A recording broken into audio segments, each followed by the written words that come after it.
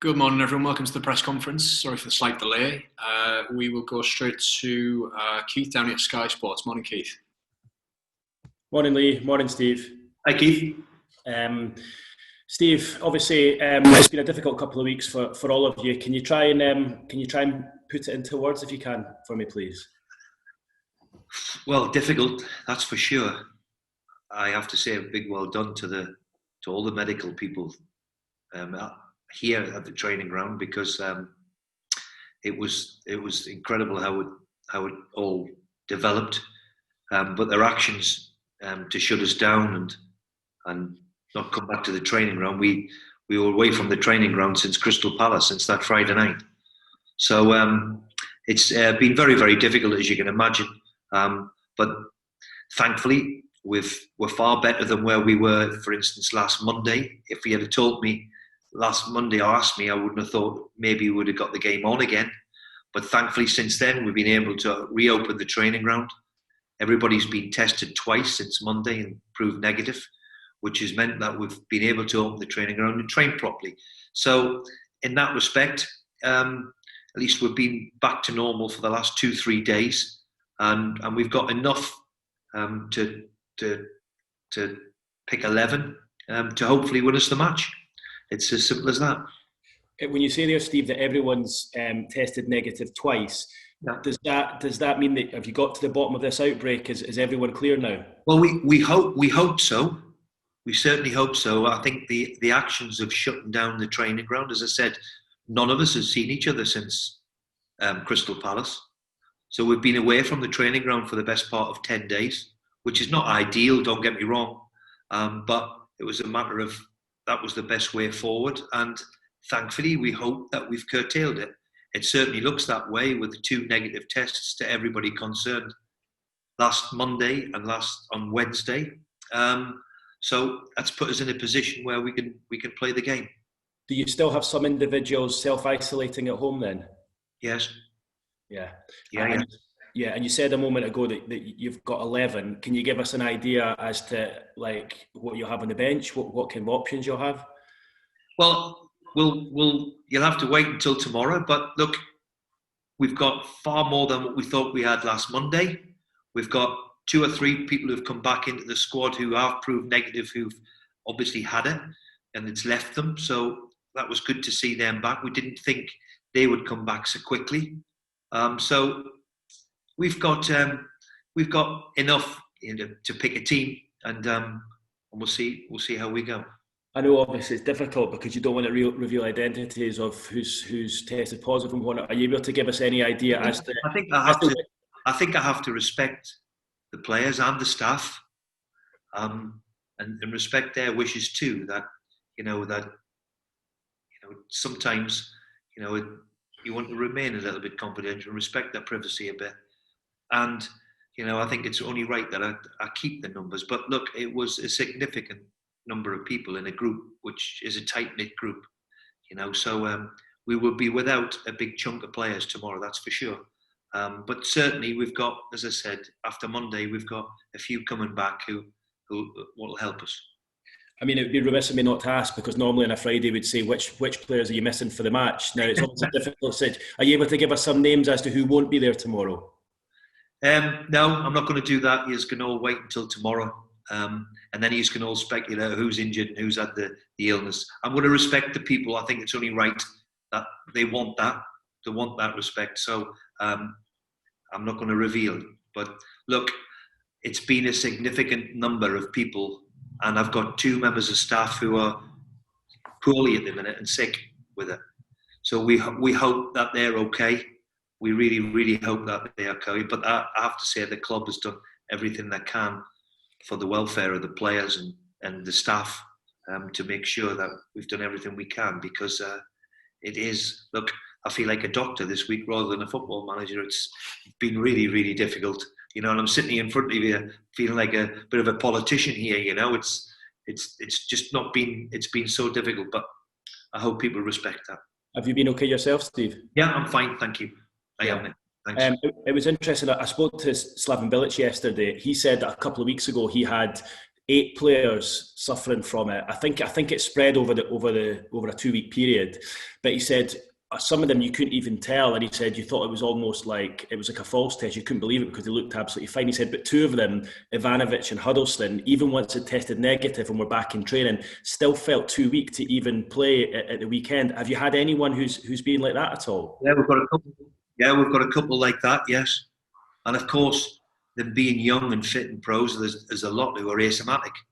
You know, who it's just washed over. But they've still got it, so that's the difficulty of managing it, because you've got a lot of the players who've obviously got it, and don't know they've got it. That is obviously the difficulty. It's a little bit more easier when they have symptoms, but a lot of the players in particular didn't have symptoms. But we have 1 or 2 who have been severely fatigued, and I think that is the big thing with which we've noted over the last few days, that there's 1 or 2 who are back, but are fatigued with it. Yeah, that sounds obviously very similar to what he said as well. Have you? And obviously it's a couple of weeks ago now, but have you got to the bottom of how it even started, Steve? No, I think that's the difficult. Look, we've been under protocol since last March. Mm-hmm. You know, we've been doing everything we possibly can, and I had one when we came back. One person, but you know, it's the way it spread that week. We don't really know. Is it the internationals coming back? That looks like a coincidence, but we can't prove anything. We can't prove anything at all, so we really don't know. Okay, thanks, Keith. Vicky Sparks, PLP. Hi, Steve. Good to see you. Just a couple from me on this, and then I'll move on to West Brom. Just wondering mentally how the players are, because I mean this is the first time we've seen a big outbreak in the Premier League, and I guess when you're young and fit, you often feel like you're indestructible, but for it to spread, I guess it's a scary thing. It is when you see it spread so quickly, and how easily it must be to be. To transfer to people, it's quite remarkable, really, of how quickly. Thankfully, they are young, they are fit, and the vast majority of them, it just washes over the top of them. But it has affected 1 or 2 players where they're fatigued, and I've got 1 or 2 staff who are really poorly with it, which we hope that they're going to be okay. Yeah, we absolutely wish them all the best. Just wondering for the players who didn't contract it but were at home, obviously not being able to train. Obviously, it's not the length of lockdown that they were not able to train, but how has that affected them physically? They've had their own individual program, a bit like what we implemented when we went into lockdown. So that their own individual. So with that swift action of shutting the training ground down and you didn't want that, or we didn't want that because we wanted to carry on training, of course. But they've been able to do something, and the fitness coach has been able to monitor what they've done, and so they've done something individually.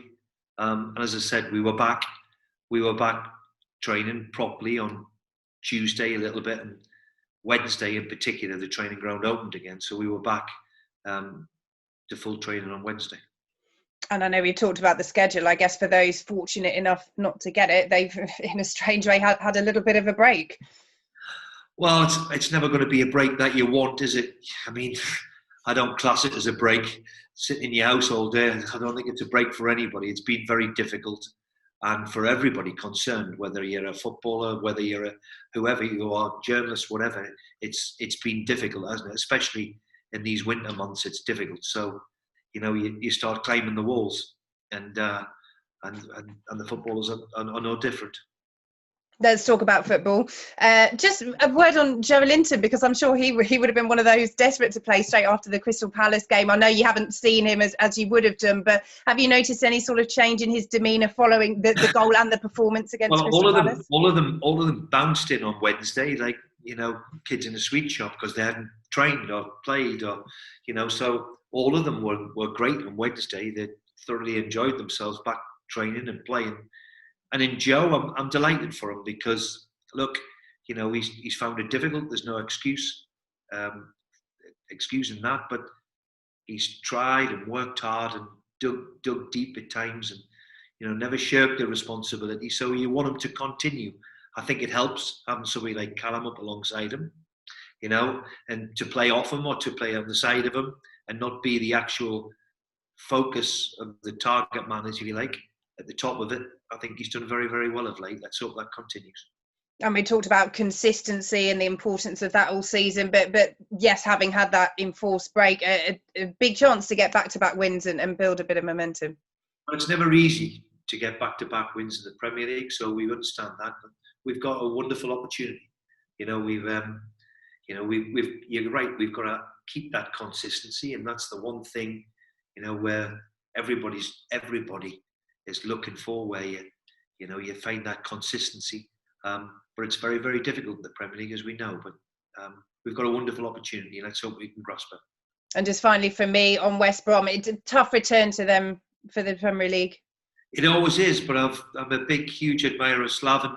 It's always is. When you're in the Championship and you come out of it and you go into the big league, and it's how difficult it is to stay there is the big challenge. And it's that doesn't change. That'll always be there.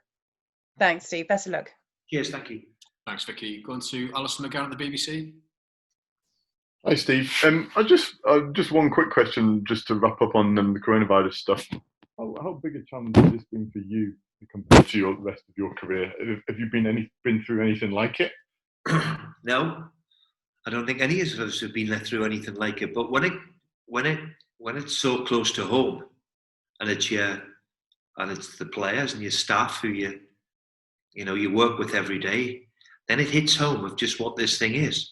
And out at this minute, we've got one or two who are particularly poorly with it. So we wish them a speedy recovery. But it has been very, very difficult. And, when we were, we're getting tested, unfortunately, there's 4 1 week, 1 day, and then another 5. And then the numbers is just ridiculous. And I think that is the big thing of just getting through it. And I think the action of the club certainly of helping to get the training ground shut down. We haven't seen each other since Crystal Palace. So I think that action and stopped it. Thankfully, last Monday and last Wednesday, we've had no further problems. So touch wood, let's hope that we've contained it and we can get on to playing football, which is a big 4 games in the next 10 days or whatever it is. A big challenge ahead. I was going to say, I think the next 3 games are obviously against... Can't hear you, Alistair. Alistair, I've lost you. I'm sorry. Great. I'm going to go to Mark Shew at BBC Look North. Morning, Mark. Morning, Lee. Morning, Steve. Morning, Mark. In terms of this particular match, how close do you think you were you to asking for a postponement? Well, I think we were all last Monday was the big pivotal day because of being tested and all the rest of it. So we were a lot better off today than we were last Monday, for put it that way. So the end of the week has been certainly better since the start. But I think the crucial thing was, as I keep saying, we were all tested on the Sunday and Monday, and they were negative. And then again on the Wednesday, which allowed us to open up the training ground and train properly as well. So last Monday, I would say, there was a big doubt. By Wednesday and Thursday, we were okay.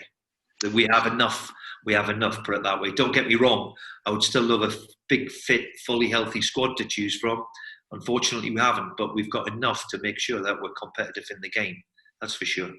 And mindset-wise, obviously, you can't let this be an excuse. You've got to put that to one side. Exactly. You can't have, is it an excuse? And we won't use it an excuse. As I said, you'd rather have, all throughout it, you'd rather have a big, fit, healthy squad. Unfortunately, at the minute, we haven't. But that's part and parcel. I wouldn't think it was an epidemic, but it's part and parcel of the Premier League.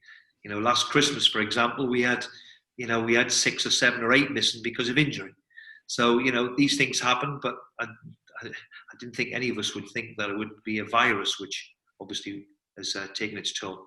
And to anyone downplaying the virus, I suppose you've had first-hand experience of how quickly it can take hold. Well, I think that's the key to it. It was quite ridiculously quick of how quickly it happened. So, and as I said, the protocols have been in place here at the training ground since last March. So we've done remarkably well, and then all of a sudden it takes hold and tells you something about this virus, how easy you can pick it up. So for everybody, is to stay well and stay safe if they can. I suppose to the West Brom hierarchy, it's a question of standing by their man, and West Brom, all new promoted sides take time to adjust. But is it a question of the hierarchy keeping the faith? Well, I really haven't took any notice of anybody else. I'm a big admirer of Slaven, and anybody who takes a team from the Championship up into the Premier League, it's difficult, really, really difficult. And he's proven that he's a very good manager. Otherwise, he wouldn't have got them promoted. And then all of a sudden, you're in a different ball game. The teams you play against are all very, very good, and it's like no different. If you're any Championship team, the vast majority find it hard work to start with, but hopefully he can turn them around and stay with it. He's been in it a long, long time, and now after tomorrow, I wish him the best of luck. Thanks, Steve. Good luck. Thank you. Thanks, Mark. Chris Conway, ITV Tyne Tees. Hi, Steve. Hi. Just one question, really. I know you said that there's still a few players self-isolating, and a number of your staff are poorly with the virus at the moment. How are they feeling? How are they coping with it? How are they doing? Well, like everybody else, I know that football players, my staff in particular, are trying to cope as well as they can. As I said, two of them are not very well at all. So you really, really, it hits home, that somebody you work with every day of your life and who work with the players, are finding it tough.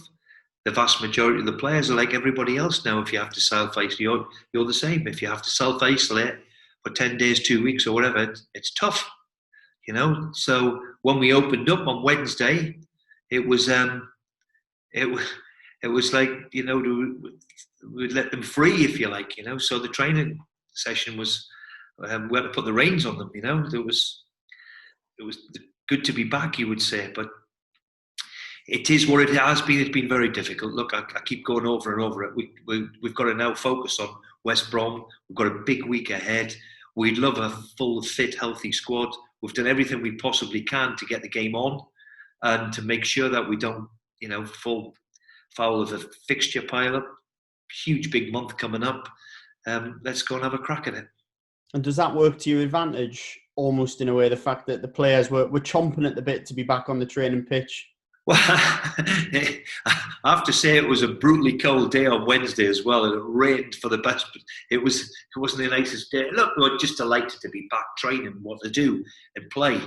So they've been cooped up for a while, and individual programs where they try and find a bit of grass, because it hasn't been easy for them as well. So let's hope we can go and get a good result. We'll cheer everybody up.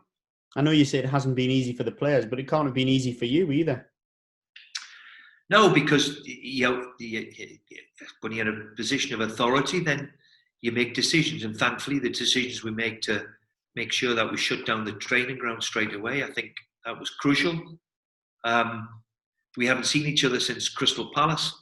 I think the advice that we were all given, and of course, for me, it's the welfare of the player and the staff who work with me tirelessly. So, yeah, in that respect, it's always going to be difficult because you feel a responsibility. And thankfully, the actions of the medical people and who they've been in talks with, we've done the right thing. Hopefully, we're through it. But it's been a very difficult 10 days, 2 weeks, that's for sure. Thanks, Chris. Thank you, broadcasters. Written guys will be with you in just a moment. If you have a question, please use the raise hand function now. Thank you.